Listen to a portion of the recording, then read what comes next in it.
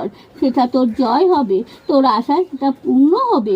তবে তুই আগের থেকে অনেক তোর জেদ বেড়ে গেছে, কারোর সাথে তোর মনোমিল করতে পারছিস না, থিতো হয়ে কুঠুরিতে থাকতে পারছিস না, সবার উপরে বিরক্ত হয়ে যাচ্ছিস বেটা।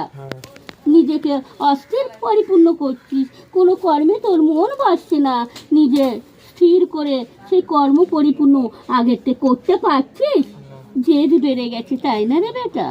অনেক জেদ পরিপূর্ণ উপার্জন হয়েছে, তুই দূর চিন্তা করিস, তাই না রে বেটা?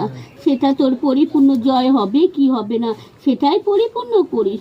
শোন বেটা, আমার উপরে অভিমান করিস না, তোর কর্ম পরিপূর্ণ, আর তোর যে আশা সে আশা তোর পূর্ণ হবে। নিজে যে পরিপূর্ণ করিস না, আগের জয় কর বেটা। হ্যাঁ রে বেটা, সেটা আমার বাক্য পরিপূর্ণ বুঝতে পারলি না তুই?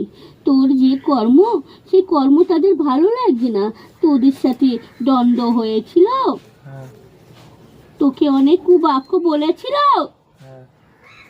সেখানে তুইও বলেছিলি, তাকে বলেছিলি, সেটাই পরিপূর্ণ উপার্জন করে তোর কর্মে পরিপূর্ণ বেঁধে রেখেছে।